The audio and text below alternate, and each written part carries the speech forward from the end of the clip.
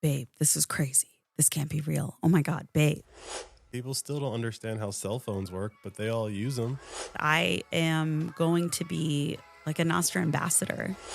A browser extension that pays you Bitcoin and you're a person that's trying to get as much Bitcoin as possible, you're more likely to install it. I felt like I was shopping for features. It's the engineering department of Nostr. They still don't fully understand what Nostr is.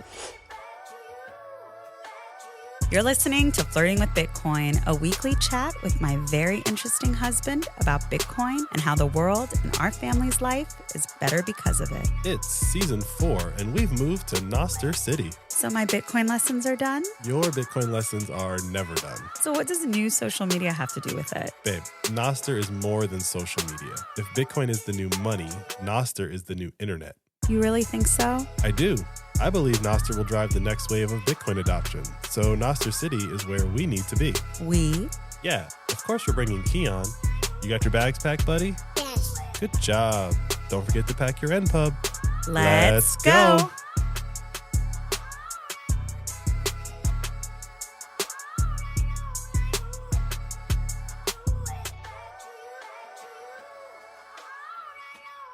Hey, Ian.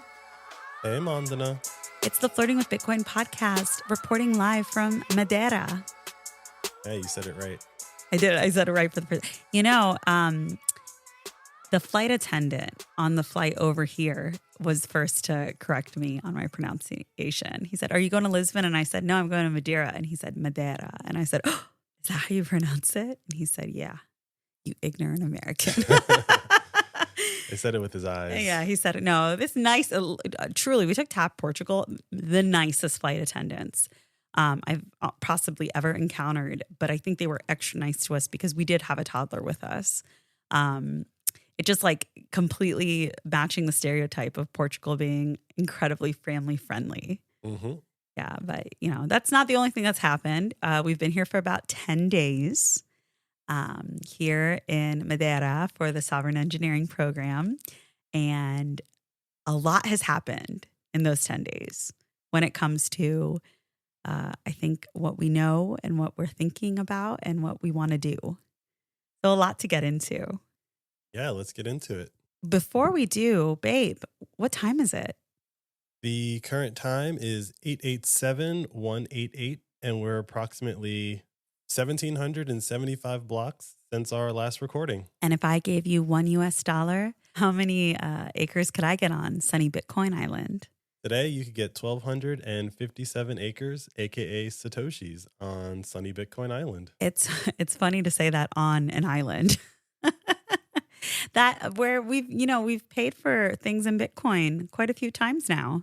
Yeah, twice now I've gone into a store not expecting to pay in Bitcoin and then seeing on their cash register like Bitcoin accepted here, or better yet, Bitcoin acceptar aquí, I believe. And I'm just like, oh, and then, they ring it up and I'll say Bitcoin and they're like, yeah. So like it's happened twice now, which is kind of funny that like it's just more ubiquitous than I even am expecting. Yeah. So last week when I dropped you off at the co-working space, and I was with Keon, I just like walked until I saw a cute cafe and we went in there and, I'm holding him the whole time and I'm like trying to order and pay. And so after that whole exchange, I see the Bitcoin accepted sign and I was like, wait, what? Huh? And the guy was like, yeah. And I said, okay, next time. And he was like, okay, whatever. He's obviously somewhat used to it, if not very used to it. But I was like, wait, well, huh? Why didn't you offer that to me first? Like they're not doing that, but it's very interesting how normal it is here.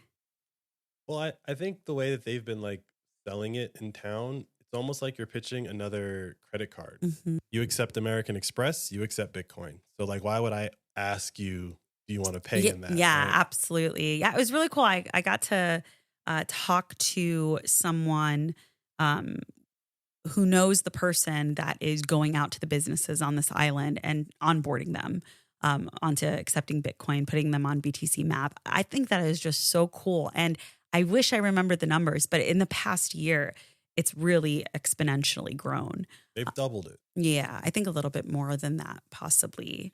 But I gotta take my notes next time I talk to these really interesting people that are doing really cool stuff. so that I can accurately report it out on the podcast. But yeah, it's getting there. It's gonna maybe this will be one of the Bitcoin islands in the future. Yeah, I hope so. Get the power back, get the freedom back, get an MPub, and just start with that. So the sovereign engineering program, I had so many questions about. I didn't quite understand it, but I got to come to demo day on Friday, and I got to see the product of what has come out of the first week. And so a lot clicked for me.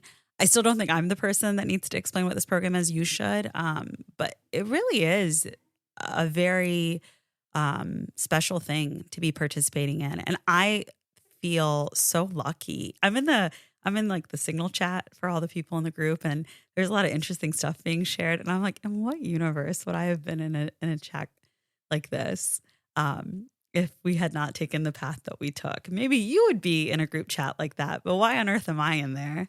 I'm just like hearting stuff here and there, but I'm like, I have no business being in this group chat with some of like the smartest, I don't even know if it's like curiosity or bravery, but there's something very special about someone who comes to a program like this to work on the stuff that they do, and whatever it took for them to get to that point to where they could/would come to a program like this. It's just fascinating. But I'm going to hand it over to you.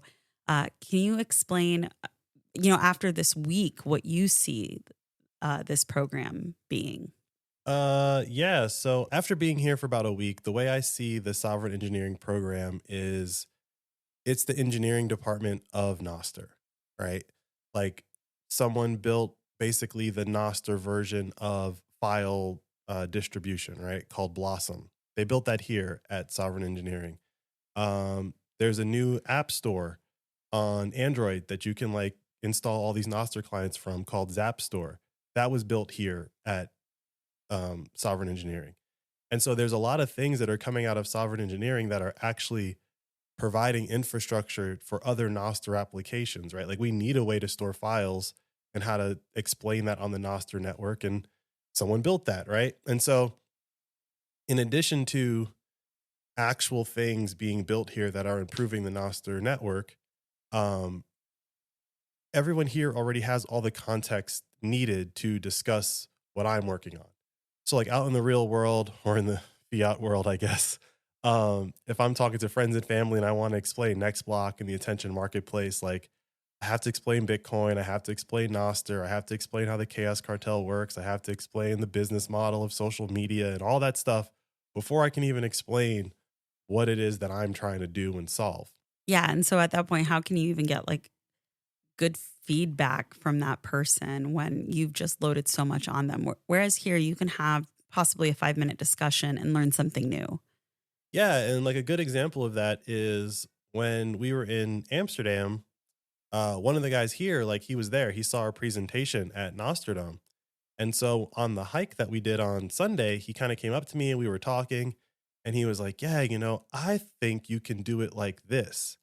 Right. So he had a way to actually tell me how to improve my thing that like everyone else that I know has no idea and is not even remotely thinking it's a problem. Right. That's everyone that's here. And so to me, that's very valuable. It's very valuable for me to be able to talk to other engineers and really get into like the technical reasons how this thing is going to work. Like, yes, the business model is going to work, but we need to not lose money in bad coding. Right. And so that's the things that they always jump on, right? They're always jumping on how someone's going to attack it. And it's like, oh no, I have this defense or I have this defense, right? And I just can't have that conversation with any of my engineering friends at the moment. So yeah, the structure of the program is Monday through Friday, and where Monday people are starting out with what they want to work on that week. And if, by the end of the week, they're showing something. So Ian demoed something, but just generally was talking about what NextBlock is, the idea that we have. And then immediately there were a lot of questions that were good questions. I don't think there were any that you hadn't gotten before, but people got it enough to ask those questions to make sure like, what about this? Did you guys think about that? Have you thought about that? Clearly, because oftentimes someone hasn't thought about something for a year before they're sharing it. in a conversation like that. But I loved that. It's very interesting though to see the other things that people are working on and how they're like, yeah, I thought it would be really cool. And like, I don't know, this took me like 20 hours total. This is what I busted out. It's working, but I'm going to need to do this and this. And then the questions that came up for those. And then I'm listening in and I turn to you each time and I'm like, so what is that the use case that for this, or is this solving that problem? And you would like nod or clarify. And I want to say like 9 times out of 10, I was like, Ian, I want that in next block. I want that too. I want this. I want it to work that way. And you're like, okay, well, I felt like I was shopping for features. Well, yes and no, right? So that is a great way to describe it and a terrible way to describe it at the same time. So it's a great way to describe it because Nostr is not a corporation, right? Like everyone's just building their own thing. But the only way that Nostr works is that no matter what you build, I should be able to build the same thing. If I can't replicate what you've done, then you really didn't build it for Nostr, right? And so, yeah, there were a lot of things that were being demoed that would be improvements to Nextblock because fundamentally Nextblock is just a Nostr application, right? And so we won't explain this to Nextblock users explicitly, right? But what I envision happening is that Nextblock users will eventually become Nostr users, and then we'll start getting asks for features that are like common on Nostr and that we don't support, right? And we'll have to have a reason why we support it or not, and that's a different conversation. But once people realize that like I can have different things, some things everybody will expect, but hopefully the way that Nostr is playing out, people will say, no, when I want X, I go to this app. That's like the best way to get X. And when I want Y, I go to this app, which is the best way to get Y. But I didn't really change anything. It's just like a different tab on this really big network called Nostr. Yeah, that's absolutely the vision, the long-term vision that we have for Nextblock. We're the on-ramp to Nostr and possibly Bitcoin for a lot of people. Yeah, the thing about this program from the technical side is also about building something that basically is resilient enough where perhaps being successful might be to its detriment. Whatever you build needs to be able to survive the attacks that are going to come that we know have happened in the past, like the attacks against Napster and the attacks against BitTorrent and the attacks against Bitcoin and the attacks against, right? Like when something works a little too good for the people, it tends to be attacked. So the sovereign engineering program is about understanding how to build applications that can survive those attacks. Yeah, I love that that is the compass that is guiding a lot of the conversations. It's really inspiring to watch. It's really inspiring to see people who just on their own are committing time to something that we are really committing our whole life to, right? Mm-hmm. We quit our jobs, we're all in on Bitcoin, all of those things. And then to see like, yeah, there are other people that this is a no-brainer for them. They're also here. They're also figuring out what their contribution can be, what problems they can solve. It's really exciting. The one thing I will say is there's no women there. And it sucks that me, the one woman that's there right now, is not an engineer. So if you're a woman working on Nostr and you're an engineer, this is a place you should come to as well. It should not just be me, but it's just the beginning, right? 1 year in. I would push back on you saying that you're not an engineer. I know you don't seem to like when I say that, but I'm not an engineer, babe.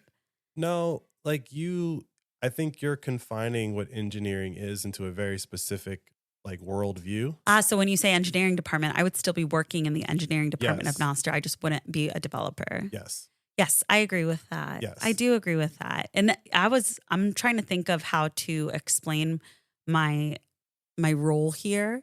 I've worked with engineers in my old job, of course, but yeah, I guess I think it's actually an interesting thought to think if you're someone who is working on Nostr, but you're not in the weeds as much as say some of the people here, there is likely still a seat at the table for you. You have a contribution to make, if not just could benefit from hearing the conversations that are happening. The thing that has been most exciting for me is that I understand what everyone's saying.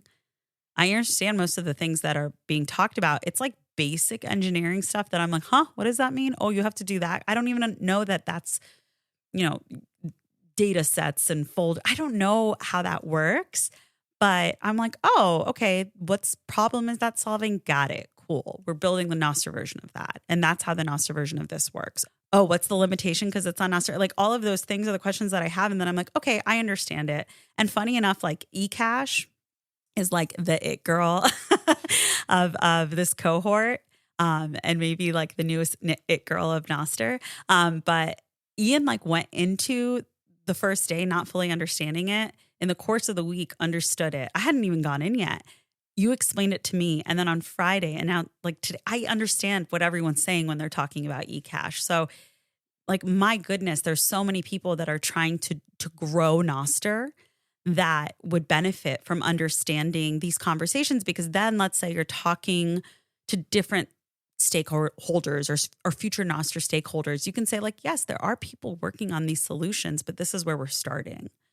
And I think that I am going to be like a Nostr ambassador ultimately for people already in the Nostr ecosystem, but also like people that want to come in and understand what it is. Because even if we have Nextblock running, not just Billboard, but social, and we have people that are enjoying it, they still don't fully understand what Nostr is.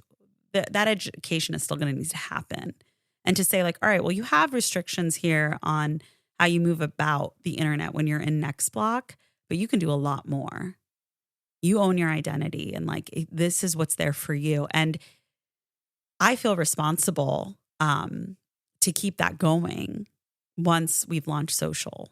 I feel responsible to keep that going even when we have Billboard, but I just feel like that's less of a appropriate space to be doing that education. But I mean, I have to be very honest. This stuff is not translated well for the masses yet. It never is. Yeah. People still don't understand how cell phones work, but they all use them. Yeah. Even the concept of this program is hard for people to grasp and understand. Yeah. They're like, so you pay them? No. They pay you? No. And people just work on stuff. People might work on your stuff and you don't pay them. Why? It's such an interesting world to live in and really experience what it means. Like, you don't need any permission to do any of this. Whereas possibly in the context of America, a program like this possibly couldn't operate because the culture isn't there to operate in this way. I mean, I think if sovereign engineering was happening in the States, I think there'd be a number of people that would show up to it. Getting to Madeira is not easy, right? So like in America, theoretically, you could drive there. Madeira is an island. Like you got to buy a plane ticket. You got to do that type of traveling, and that costs money. I think the limitation in the States, though, is that the majority of, like, no one's trying to get a visa to go to America to work on Nostr, right? So most of the engineering talent that's like trying to go to America is not trying to go to America to work on Nostr. It's trying to go to America to work for Google or Facebook or Apple or work for these big corporate entities because, for lack of a better term, that's a lot of stability and money for someone who's coming from, like, I'm just going to say the Philippines, right? But, with Nostr, it's the reverse, right? Like in theory, a lot of us have Bitcoin. A lot of us aren't trying to go somewhere to make a better life for someone back home. We're just trying to make a better life. And the incentive structure for why you might help someone is very different, right? It's very different why you might go to a place and just work with someone on their stuff or your stuff. Like maybe you need their stuff to work. And it's like, man, it'd be really cool if we could just like sit down for like a couple of weeks and bang this out. Okay, well, come here. It doesn't have to be a program. Or that's a cool idea. I want to make sure this happens. So let me help so that we can just bust this out. Yeah. And it doesn't have to be a program like sovereign engineering. Sovereign engineering, I feel, is like almost like a meetup and or like a speed dating kind of situation where it's like, if you guys vibe and you want to go off and keep working on stuff, like great. Like there's people here who've been here multiple times. There's obviously like friendships and stuff like that. It's not like a bunch of strangers just showed up. Some people know each other. I mean, you and I are the strangers. Yeah. There's also a level of mentorship that I really love and appreciate because there are people that have been in the Bitcoin space for a long time. They've been developing on Nostr for a long time. And that is so helpful for anyone who's trying to enter this realm and really make an impact. I really appreciate the guidance and the advice, and trying to keep people on track from the beginning if they have an idea, really helping them hone that in. I love that. I love that that's an added piece to this because it goes to the culture of just helping each other out because we have a shared common goal. And it's just beautiful to experience. Yeah, I'm loving it here. Aw, I'm so glad, babe. I mean, the program aside, like just the lifestyle that we've been living for like the last 10 days just feels, I mean, it just feels better. Like obviously this isn't our normal life, but like back home it's still kind of cold. It's cold here, but it's not like a bitter, dry cold. When we go downtown into the town, it's like it's a small town. You can walk around. You don't need a car. The car is almost inconvenient at this point. We're just a little too far away to walk all the way downtown. Yeah. And then the people, even though we're in a different country and we don't really speak the language, the people aren't unfriendly to you, right? And if you say hello or goodbye or thank you in Portuguese, like that's enough, right? And I just don't feel like I feel like I haven't even heard a horn honk here. It's just a very slow paced place. And even though the way we live back home in DC is technically slow paced, like when I have to drive Keon to your parents in the morning, that's like an hour and a half of my life with like people going to work. And we just don't do that. Like here, your parents are here. We wake up, everyone's here. And it's like, we don't have to do that. We get like 3 hours of our life back, or at least one of us gets 3 hours of our life back. Like everyone's just got a little bit more time because we're all here in one spot. Yeah, it's wonderful to experience. And it's just the beginning. We have another month here to go. So fun's just started. Get the power back. Get the freedom back. Get an MPub. And just start with that. Okay, so one of the benefits of this program is that we've plopped ourselves on an island so that we have a little bit more time and can enjoy our life and our family while also crushing it with Next Block. So we've had some more time to think and ideate, and we have improved, I think, our approach to how we want to, make all of this happen, create the attention marketplace, actually make it possible for people to buy and sell attention. Our long-term vision continues to become more clear as we figure out the small steps we need to take to get to this big vision. I think this idea of having a social media app that pays you to watch ads and has this really cool design where there's blocks and neighborhoods and really great content, and all of these users, like that is the goal. And even beyond that, we have other things that we want to do. But to get there, we have to do a lot. You and I, over the past few months, have been trying to figure out how can we actually pull this off? How can we pull this off by building something that looks good, that works? How can we get advertisers to put ads into it before there are people? And then how do we get people to use it? And then how do we keep that going so that we have enough data so that we can actually have a marketplace, actually show data as if attention was a commodity? And then from there, how do we let people take that data and act on it, right? And changing the price of the advertisements, changing the price of their attention. How do we keep that going enough that we can fund building Nextbox Social and launching that, right? So that's the A to B to C to D, that we've been trying to figure out. And in the 10 days that we've been here, we came up with a plan of attack. So I'm going to hand it over to you, Ian. How are we going to pull this off? That's a great way of that's a great handoff. um, so the little bit of backstory, right? The sovereign engineering program is only 6 weeks long. And when we realized that we were coming here, I started thinking like, okay, well, what am I going to actually work on when I'm there? I'm not going to just work on next block. That's like a really big idea. And I got to, do a lot of stuff for that.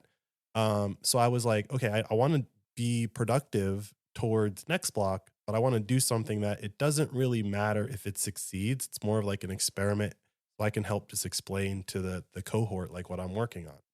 So I came up with two ideas. One was a basically browser extension that anyone could install.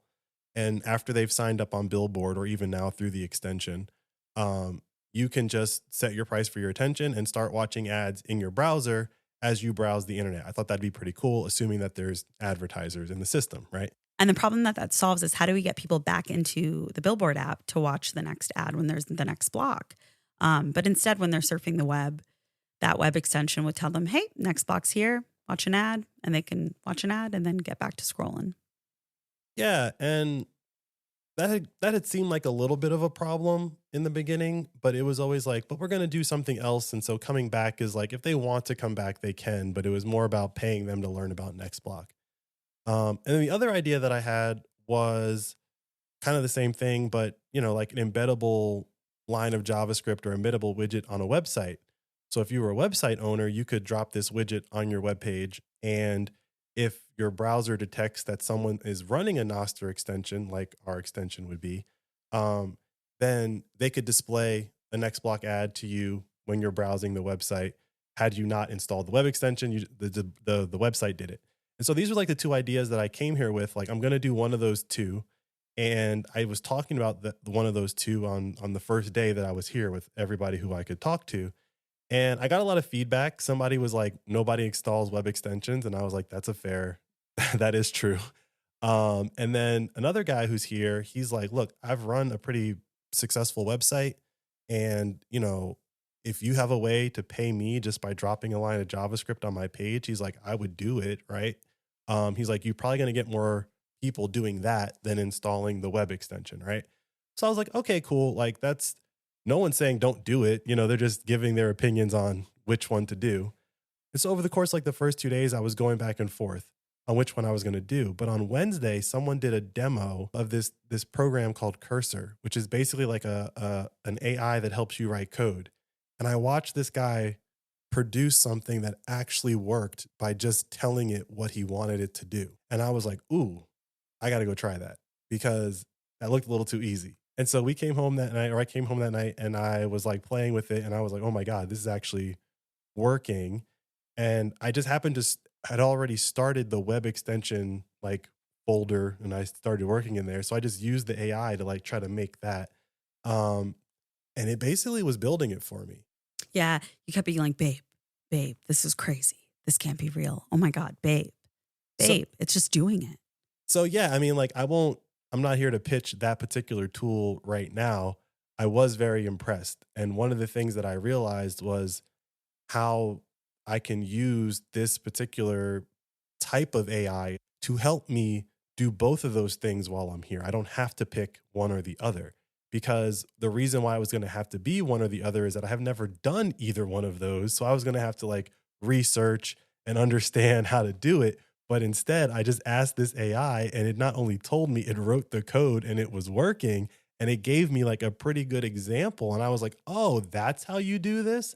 Okay, now I can step in and like make it cleaner and make it make sense. But it was able to produce a working example for me that taught me what I didn't know in like a day. And I just thought that was like so powerful. And so because now that I expect for us to have those two ideas that I said pretty much done when we come out of here, when sovereign engineering cohorts complete, there's always like a list of, here are the projects that were built here, right? And since those are going to be the two things that we're going to be promoting on our way out of here, both of those would tie into not so much next block social, but those two things tie into the attention marketplace and Billboard, right? So when you're saying like, how are we going to pull this off? these two ideas that I didn't think were super important or valuable before we got here now actually give us a more straightforward path from A to B to C.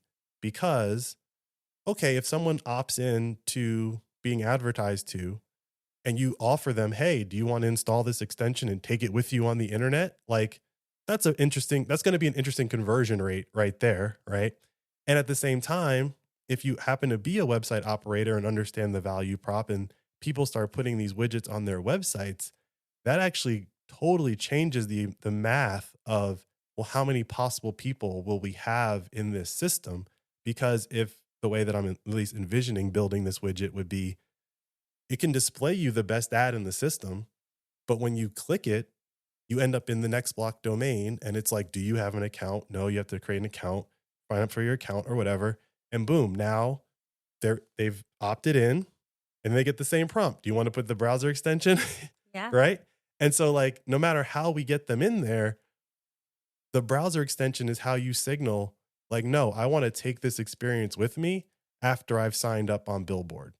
But you just said people don't download browser extensions. Oh, there's browser extensions that get downloaded. It's just most of the time. Right. It's like, does your browser extension actually matter? Does your browser extension pay you Bitcoin? Exactly. And so my thesis would be a browser extension that pays you Bitcoin and you're a person that's trying to get as much Bitcoin as possible, you're more likely to install it. But even if you don't, as a website operator, I might still be wanting to monetize in that same way. And so I'm incentivized to put it on a website. And now Nextblock and the attention marketplace are no longer constrained to just Nostr. Like now Nextblock is on the internet and Nextblock social will just be a narrow channel compared to the entire internet. So that's how we get to social, right? If we can do all those things first, then when we launch social, we should have a bunch of users already in place. We should have an attention marketplace already in place. Otherwise, we're not going to do social, right?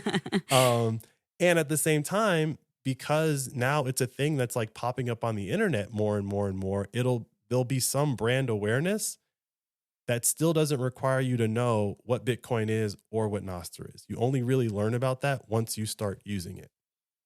Yeah. So to recap, what we're going to do is launch the sponsor dashboard, which is basically where people can buy attention. And then after that, we'll launch Billboard, where people can come in and actually watch the ads. Then we'll launch the web extension so that people can regularly get paid for their attention, getting in the habit of that. Then we'll launch the attention marketplace where we'll have actual data that's presenting attention as a commodity. And then after that, we'll launch the widget, which will allow websites to monetize the attention that they get on their websites.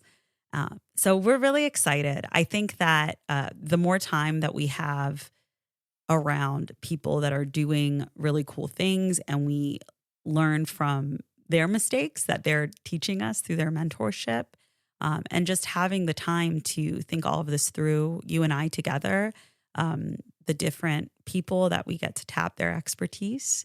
I'm really excited to see what comes out of this 6 weeks. And then also just generally, I'm so excited to launch Billboard. I'm so excited about it. There's a lot that's going to take for us to get there. But it really does feel like it's 2 months away. I believe in us. There's 31 days in May, right? Sometime in May. I mean, there's 31 days in May. It'll happen. Could be May 1st, could be May 31st. We don't know.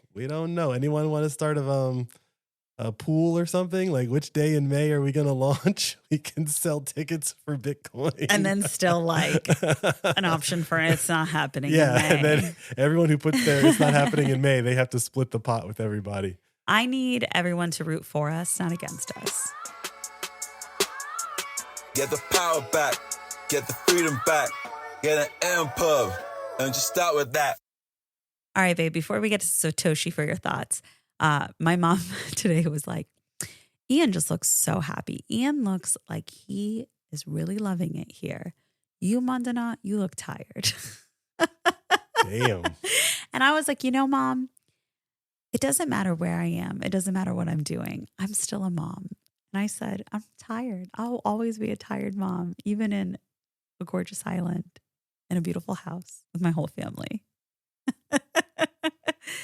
So Satoshi, for your thoughts, Ian, when you are placed where you are right now, where Bitcoin is so real, Nostr is so real, and there are people that are devoting at least a few weeks of their life to it, in a city where Bitcoin is accepted, all that fun stuff, does it build your conviction? Do you just enjoy it? Does it ease some secret concerns and doubts you have? What does it do for you as a Bitcoiner? Like I'll give a good example. So on Friday, we at the software engineering program has like a barbecue, right? And so like the whole day in my mind was like, we're gonna go there, we're gonna go to demo day, we're gonna see some demos, then we're gonna do a barbecue, we're gonna chat with people afterwards or whatever. And we did, and then we went out to dinner with your sister, and then we came home, and I'm sitting in the bed and I'm like looking at my phone for the first time pretty much all day. And I saw the article about the strategic Bitcoin reserve executive order. And I read it and I like did a double take.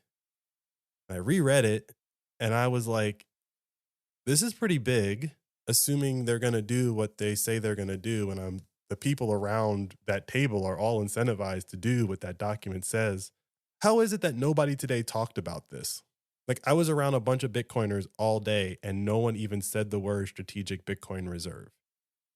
I thought that was really interesting. And I've thought about that since I had made that realization. And my analysis is that we all believe that it's going to work because we're all in each other's presence. As you said this, babe, I thought, let me just check the price. It's down to 78. How do you feel when I tell you that? It doesn't matter. That's how I feel. Like, this is what I'm saying. These are not the people that are talking about the price of Bitcoin. Like, this group of people are just like, Bitcoin's one. I have as much as I have. Maybe if I build something amazing, I will double my stack or triple my stack, right? But it's like, they feel comfortable enough to go someplace and work on their ideas, and they're hopefully not worried about money. And because of that, like nobody talked about the price of Bitcoin on the day that the strategic Bitcoin reserve executive order was signed. I just found that fascinating because back home, I don't really have a lot of Bitcoiners to talk to, but I know if I went to a Bitcoin meetup, that would have been like the main thing that everyone talked about. Everyone wants to have their opinion on what the strategic Bitcoin reserve is or what Michael Saylor and MicroStrategies are doing. It's like a joke here, but we don't actually talk about that stuff. And so for me, I didn't really think about it at all. I just had that realization that like we don't talk about those parts of Bitcoin. We're just talking about the future of the technology, not the future of the value of the money that may get us Lamborghinis or something. And that's just super refreshing because that's how I feel and that's how I think about it. But even amongst the Bitcoiners that I know back home, that's not what we talk about. And I don't want to talk about it anymore because in my mind, it's one, but they're still skeptical. Well, you also have to think about if you're not a developer, what else do you really have to contribute? You don't even know possibly enough to be able to think more deeply like you can about Bitcoin or Nostr even. Whereas if you're just like, yeah, Bitcoin is great and I understand policy and laws, so that's what I can talk about.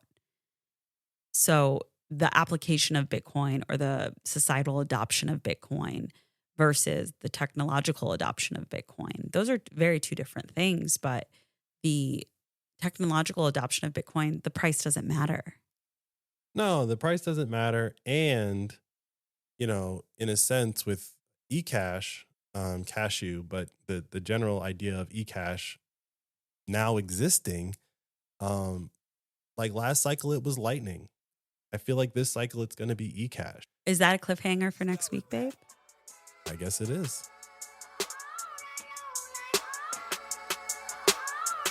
Get the power back, get the freedom back, get an M pub, and just start with that.